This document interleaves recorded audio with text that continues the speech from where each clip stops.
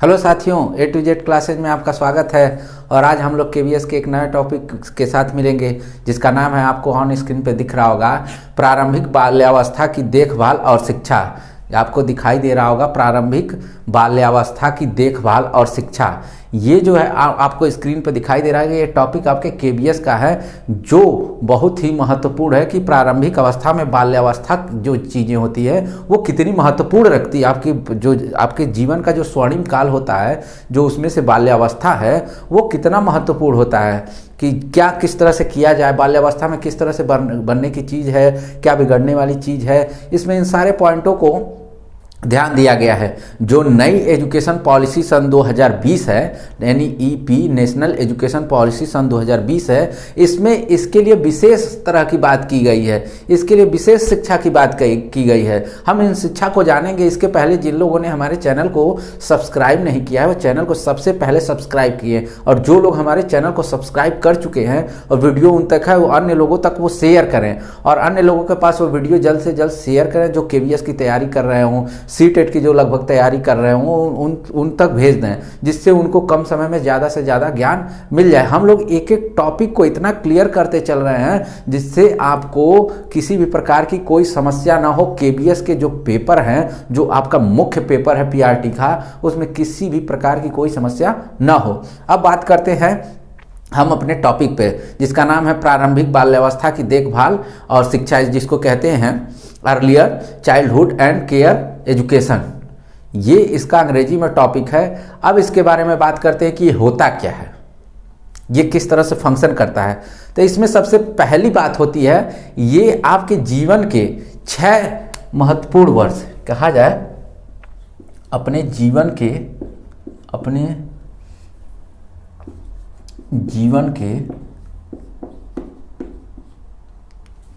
6 month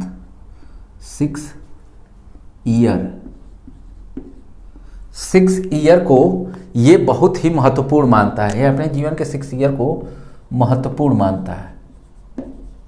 महत्वपूर्ण मानता है क्यों? क्योंकि जो आपकी बाल्यावस्था होती है, एक शैशवावस्था की एज होती है। क्या होती है शैशवावस्था की? शैशवावस्था की एज क्या मानी गई है? बाल्यावस्था की एज क्या मानी गई है? और किशोरावस्था की एज क्या मानी गई है? क्या मानी गई है? तो शैशवावस्था, बाल्यावस्था, किशोरावस्था। हम इसमें हमारा जो टॉपिक में दिख रहा होगा बाल्यावस्था, हम सिर्फ बाल्यावस्था को जानेंगे कि क्या इसमें महत्वपूर्ण, इसकी देखभाल करनी क्या जरूरत है। पहले एक बार एज को भी देख लेते हैं। मैंने 6 वर्ष लिखा क्यों है? एज ले लेते हैं जन्म से 6 वर्ष, और जो बाल्यावस्था होती है 6 ईयर से 12 ईयर तक, और जो 12 ईयर से 18 या 16 ईयर तक दिखाता है वो आपकी किशोरावस्था होती है। ठीक, तो हम बात करेंगे जो 6 वर्ष आपके बाल्यावस्था के होते हैं, उसमें जो जीवन काल होता है वो सबसे महत्वपूर्ण होता है। और हम उस महत्वपूर्ण काल को, जो 6 वर्ष का जो वक्त है, वो आपके लिए बाल्यावस्था का जो सबसे महत्वपूर्ण है, इसमें क्या जाता है? इसमें कहा जाता है कि जो भी ज्ञान हमको सिखाया जाता है, इसमें अस्थायी रूप से हम सीखते हैं। यानी ज्ञान जो होगा, ज्ञान अस्थायी रूप से, जो भी ज्ञान होगा वो हम अस्थायी रूप से सीखते हैं। इसमें सीखना जो है अस्थायी रूप से जब होता है तो हम समझते हैं कि जो हमारा आगे का ज्ञान है उसमें इस ज्ञान के हमको सहायता मिलती है। यानी एक नींव का काम करता है। जो प्रारंभिक ज्ञान होता है हमको बाल्यावस्था का, वो एक नींव का काम करता है, जिसके माध्यम से हम आगे का जो ज्ञान होगा वो प्राप्त करने में हमको बहुत सहूलियत होगी। और इसके अंतर्गत क्या होता है कि जो भी बालक इसके अंतर्गत आता है वो अपने आप को स्वतंत्र समझता है, यानी भयमुक्त होता है। और हम इसीलिए इस पॉलिसी को बनाए हैं। इसको शॉर्ट फॉर्म में क्या कहते हैं, जो ऊपर आपको ऑन स्क्रीन दिख रहा होगा, अर्लियर चाइल्डहुड केयर एजुकेशन। इसको शॉर्ट फॉर्म में इस तरह से भी, तो कहीं आपको ये भी चीज़ें अंग्रेजी में दिखने को मिल जाए तो न समझ पाए तो आप समझ लीजिएगा कि कह रहा है earlier childhood care and education, ये बात कह रहा है ये। तो इसमें कोई कन्फ्यूजन ना हो कि किसकी बात कर रहा है सर, ये तो चीज़ें हमको पता ही नहीं था। तो शॉर्ट फॉर्म में इसको देख लीजिएगा कि शॉर्ट फॉर्म में इसको यही कहा जाता है। तो इसमें क्या कहा गया कि हम एक वातावरण का ऐसा निर्माण करेंगे जिसमें बालक बेझिझक बेडर का आप आके उसमें पढ़ सकता है, समझ सकता है, और उसको जो सीखने की दर होगी, समझाने की दर होगी, उसमें अपने आप को बहुत ज़्यादा ग्रो करेगा, यानी अपने आप को उसमें उस तरह से प्रयोग में लाएगा अपने आप को कि उसके अंदर स्वचिंतन करने की, स्वविवेक करने की उसके अंदर क्षमता व्याप्त हो सके। तो इस तरह का ये माहौल बनाया जाए। क्यों? क्योंकि ये कह रहा है जो हमारी प्रारंभिक बाल्यावस्था है उसमें हमें इन चीज़ों का ध्यान देना है, उसकी देखभाल करनी है कि बच्चे की नीड क्या है, बच्चे की कार्यशैली क्या है, बच्चे की बात क्या है, बच्चे को क्या चाहिए, बच्चा किस कारण से नहीं सीख पा रहा है, बच्चे को सिखाने के तरीके क्या होने चाहिए, बच्चे को और से और अधिक लर्निंग यानी अधिगम और अच्छे से अच्छा कर सके। इन सारी चीज़ों के बारे में हम बताते हैं किसके माध्यम से? हम कह सकते हैं ECCE के माध्यम से, यानी अर्लियर चाइल्डहुड केयर एजुकेशन के माध्यम से हम सारी चीज़ों को बता सकते हैं। इसमें कुछ पॉइंट है, इसमें कहा गया है कि कुछ महत्वपूर्ण पॉइंट है, बस उस महत्वपूर्ण पॉइंट पे हम ध्यान देंगे जो आपके एग्जाम में वन लाइनर के रूप में वो प्रश्न आएंगे, आप उसको कर सकें कि क्या पूछेगा ECCE के अंतर्गत क्या होता है और क्या नहीं होता है। तो इस चीज़ का विशेष ध्यान रखिएगा। मैं उन पॉइंटों को नोट करा दे रहा हूं और आपको समझा दे रहा हूं जिससे वो लाइन आपको वो पॉइंट के अंदर आए तो आप उसको कह सके हाँ ये तो इसकी ही पॉइंट है, और नहीं है बिल्कुल वो पॉइंट नहीं है, तो आप इसमें 1 नंबर अपना ले सकें। ठीक,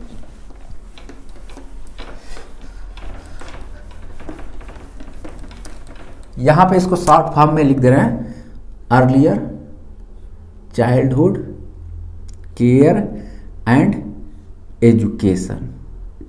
अब इसमें कुछ पॉइंट हैं, इसको हम बता दे रहे हैं। इसमें क्या होता है, इसमें कहा जाता है प्रत्येक बच्चा बहुत महत्वपूर्ण होता है और उसके लिए सुरक्षा की व्यवस्था दिया जाता है। इसमें क्या होता है, प्रत्येक बच्चा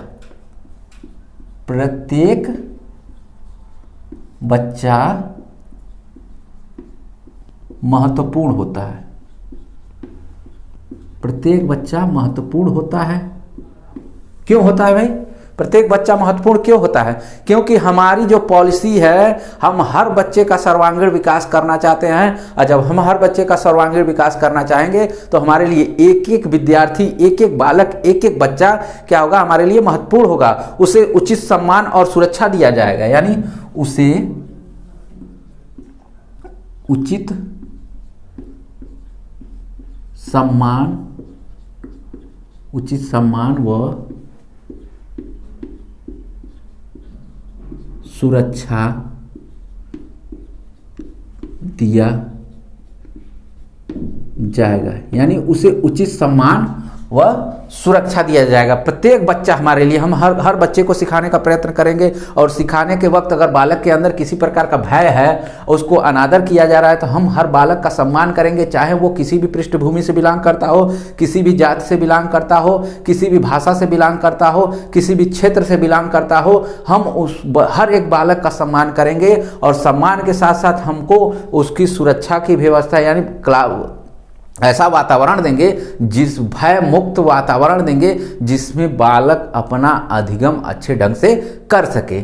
ये पहले पॉइंट के अंतर्गत ये कहता है ECCE। अब दूसरे पॉइंट की बात करते हैं। प्रत्येक बच्चे को हम क्या करते हैं, बच्चे की क्षमता के अनुसार शारीरिक और मानसिक विकास कराएंगे, यानी प्रत्येक बच्चे को हम क्या करेंगे, प्रत्येक बच्चे को उसकी क्षमता के अनुसार, उसकी क्षमता के अनुसार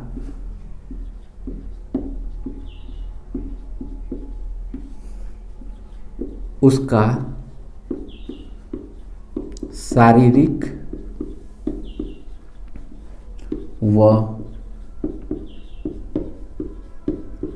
मानसिक, सामाजिक,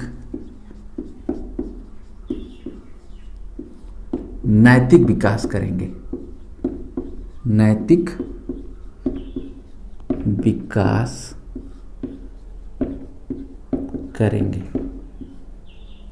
यानी कह सकते हैं कि बच्चे की जो क्षमता होगी, बच्चा जो सीखने में बहुत अच्छा होगा, जिस तरह से वो सीखने में बहुत अच्छा होगा, जिस लायक होगा। यानी कोई गणित में पढ़ने में बहुत तेज है तो हम उसको गणित का ज्ञान अच्छे से देंगे, जो विज्ञान पढ़ने में बहुत तेज है हम उसको विज्ञान का ज्ञान अच्छे से देंगे। मतलब जिसकी जो क्षमता है, मान लीजिए किसी को क्रिकेट खेलने की क्षमता है, क्रिकेट बहुत अच्छा खेलता है, किसी अन्य खेल में बहुत वो अच्छा है, तो हम उसकी क्षमता के अनुसार उसका न्याय करेंगे कि भाई ये चीज़ ये अच्छा करने में बेहतर है, उसको ज़बरदस्ती के पढ़ाई, अगर खेल में उसका मन है तो ज़बरदस्ती पढ़ाई उसको न पढ़वाया जाए और उसको खेल में ही कर दिया जाए, तो वो जो उसकी क्षमता होगी ना वो 100% खेल वाले में देगा। और जिसकी पढ़ने में बहुत ज़्यादा रुचि होगी उससे किसी भी प्रकार का क्रिकेटर या किसी अन्य प्रकार का खेल नहीं करवाया जाएगा, नहीं तो उसकी क्षमता नहीं हम पहचान पाएंगे। वो पढ़ने में बड़ा अच्छा है तो हम उसको पढ़ाने में मदद करेंगे कि जो चीज़ें हैं जैसे हैं।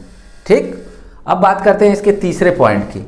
अब बच्चे की उसकी क्षमता के अनुसार उसका शारीरिक व मानसिक, भाई उसके शारीरिक और मानसिक जो भी विकास हो रहा है हम उसका शारीरिक और मानसिक विकास अवश्य करेंगे, चाहे जिस तरह से भी हो उसका शारीरिक और मानसिक विकास हम करेंगे, क्योंकि उसको समझा के, उसको समाज में क्या हो रहा है बता के, उसके कार्यों को बता के उसका विकास करेंगे। ठीक, अब बात करते हैं बच्चे की दिनचर्या कैसी होनी चाहिए। तो बच्चे की दिनचर्या में भी हम बदलाव लाएंगे। बच्चे की दिनचर्या कहा जाए, बच्चे की दिनचर्या कैसी होनी चाहिए। तो बच्चे की दिनचर्या में हम स्वस्थ आदत, यानी कोई ना कोई एक अच्छी चीज बताएंगे दिनचर्या में।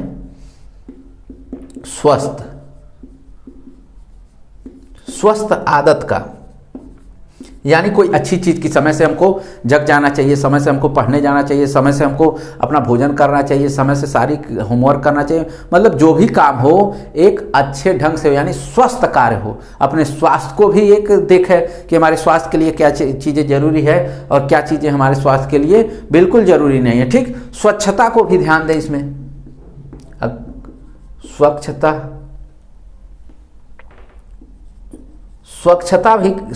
को भी हम क्या करते हैं इसमें, स्वच्छता को भी ध्यान देंगे, क्योंकि वो बालक को हमको स्वच्छ रखना और समाज में लोगों को स्वच्छ रखना। स्वच्छता से क्या होगी, बहुत सारी बीमारियों को दूर किया जाता है। भाई स्वच्छ रह के बहुत सारी बीमारियों को हम दूर करते हैं। यानी अपने आसपास का जो वातावरण होगा, आप बहुत कूड़ा करकट होगा हम उसको दूर करेंगे, उसको साफ सफाई आसपास रखेंगे, लोगों को भी बताएंगे, जिससे बच्चा क्या करेगा, देखेगा, जानेगा, समझेगा कि इसकी स्वच्छता के कितने सारे फायदे हैं, बहुत सारे फायदे हैं, तो मुझे ये काम करने चाहिए। अगर स्वच्छता नहीं रहेंगे हम खुद बीमार पड़ जाएंगे, मुझे तकलीफ होगी, डॉक्टर साहब अलग से सुई लगाएगा तो उससे मुझे और दिक्कत होगी। तो इन चीज़ों का भी हमको ध्यान देना चाहिए, जिससे बालक ये सारी चीज़ों को क्या करता है, स्वचिंतन, यानी स्वचिंतन, ये चीज़ों को जानने के बाद क्या करता है, स्वचिंतन, यानी इन सब सारी चीज़ों के बारे में स्वचिंतन की, क्या मेरे लिए अच्छा है, क्या मेरे लिए बुरा है, कौन सी चीज़ें हो रही हैं, क्या चीज़ें मेरे लिए बहुत बेहतर हैं, मुझे क्या करना चाहिए, क्या बनना चाहिए, ये चीज़ें उसके अंदर जरूर बतानी चाहिए कि तुम बेटा, तुम गणित के बहुत अच्छे जानकार हो,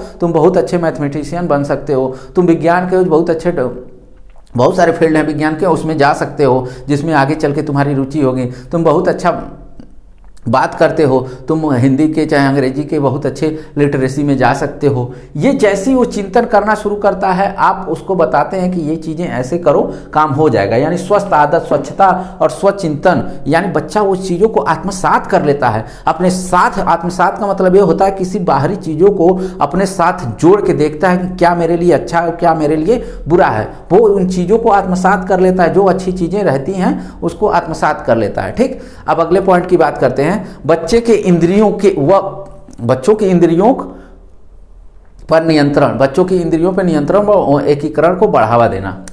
कहा जाता है बच्चे इंद्रियों पर नियंत्रण व एकीकरण पर बढ़ावा देना। यानी इंद्रियां कितनी होती हैं भाई? 5 होती हैं। कर्मेंद्रियां कितनी होती हैं? 5 होती हैं। यानी 5 इंद्रियां, 5 कर्मेंद्रियां और एक मन, यानी कहा जाए तो 11 ज्ञानेंद्रियां होती हैं। ठीक, 11 तरह की ज्ञानेंद्रियां होती हैं। 5 कर्मेंद्रियां, 5 ज्ञानेंद्रियां, तो एक तरह से कर्मेंद्रियां जो होंगी वो कुल मिला के 11 होंगी। एक मन होता है। तो इन सारी चीज़ों को हम जानेंगे कि क्या क्या चीज़ें ज्ञानेंद्रियों का क्या कार्य है। ठीक, तो उसमें हम क्या करेंगे? एकीकरण पर बढ़ावा दें, यानी हम अपने एक एक इंद्रियों पर नियंत्रण करेंगे। यानी हमको पढ़ना है तो अपने आप को मनाएंगे कि हाँ पढ़ेंगे तभी हम आगे बढ़ेंगे। तो हम अपने इंद्रियों पर, हमको घूमने नहीं जाना चाहिए, हमको ये बुरी आदत नहीं चाहिए, हमें समाज में बहुत अच्छा करना चाहिए। तो इस तरह की अच्छी अच्छी आदतों को लेके हम अपने आप को बढ़ावा देंगे। अपनी हमारी इंद्रियां कहेंगी नहीं नहीं नहीं घूमने चलना है, तो उस चीज़ पे हमको अपनी इंद्रियों पर नियंत्रण करना होगा। उसको समझाना होगा अपनी इंद्रियों को, नहीं नहीं नहीं ये घूमना आज के लिए नहीं ठीक है। जिस दिन हम अच्छे पोस्ट पे पहुंच जाएंगे, चाहे अच्छे समाज में अपने आप को बना लेंगे, उस दिन घूमेंगे भी, जाएंगे भी, और कहीं जिस तरह से हमारी चीज़ें रहेंगी उस तरह से करेंगे। तो वो एकीकरण को बढ़ावा देता है कि आप बालक को समझाते हैं, बताते हैं कि इंद्रियों पर इस तरह से नियंत्रण किया जाए। और आप जब इंद्रियों पर नियंत्रण करना शुरू कर देते हैं तो जो भी काम होगा वो आपका काम आगे बढ़ जाएगा। यानी इंद्रियों पर नियंत्रण करने के बाद आपके जो अलग प्रकार के विचार होंगे वो विचार बदलेंगे और अच्छे स्वस्थ विचार आपके दिमाग में आएंगे। और स्वस्थ विचारों से क्या करेंगे आप अच्छे समाज का निर्माण कर सकते हैं। ठीक, यहाँ तक क्लियर? किसी को कोई दिक्कत? अगला पॉइंट है, इसमें कहा जाता है बौद्धिक जिज्ञासा को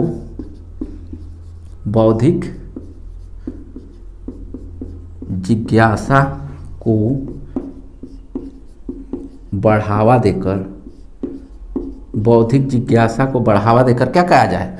इसमें क्या करता है, अपनी बौद्धिक जो हमारी दिमाग है, मानसिक है, उसमें जिज्ञासा हमेशा रहती है। बाल्यावस्था में क्या किया जाए, आगे क्या होगा, इस तरह की जिज्ञासा। तो उसमें कहा जाता है जब भी आपकी जिज्ञासा रहेगी तो बालक क्या करेगा? खोज करेगा। जब खोज करेगा तो भाई कुछ चीज़ें उसको मिलेंगी, कुछ चीज़ें नहीं मिलेंगी। कुछ चीज़ें को जानता रहेगा लेकिन वो चीज़ें वो समझता नहीं रहेगा। तो उसका खोज करने के बाद उसका प्रयोग भी कर सकता है वो, यानी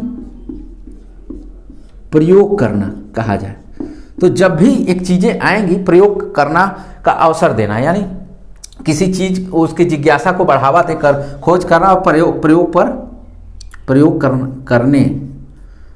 करने के अवसर देना, प्रयोग करने के अवसर देना। यानी बौद्धिक जिज्ञासा को बढ़ावा देता है वो। बालक को कहते हैं कि और चीज़ें, ये चीज़ें खोज करोगे और बेहतर लोगे। आप जाना, अपने मन से देखना, एक बार करके आना, नहीं समझ में आएगा तो मुझसे आके पूछना। टीचर यही कहता है ना, बालक एक बार तुम अपने हिसाब से काम करना, जो चीज़ें न समझ में आए तब आके पूछना। तो बालक वही जिज्ञासा को उसको बढ़ावा देते हैं कि सर ने आज कहा है, चलो आज काम करते हैं। ये वो करके देखता है, वो खोज करता है और प्रयोग करता है। यानी हम उसको मौका देते हैं कि देखो ये चीज़ें करनी है आपको और ये चीज़ें ऐसे ऐसे करनी है आपको, ये काम अच्छे से कर सकते हो। वो प्रयोग भी करता है, जानता भी है, समझता भी है कि ये चीज़ें क्या लाभदायक है और क्या चीज़ें हमारे लिए लाभदायक नहीं है। वो खोज उस चीज़ों को करता है क्योंकि सर ने बताया ये हमारे लिए अच्छी चीज़ है, एक बार तुम खुद करके देखना कितना अच्छा लगेगा। ठीक, अगली बात करते हैं। ये पॉइंट देखिए हमारे मित्र के लिए, सौंदर्य प्रशंसा की भावना। सौंदर्य प्रशंसा की भावना। सौंदर्य प्रशंसा की भावना मतलब भावना के गुण विकसित करना, भावना के गुण विकसित करना। इसमें क्या कहा जाता है, इसमें ये जो लाइन है थोड़ा सा ध्यान दीजिएगा।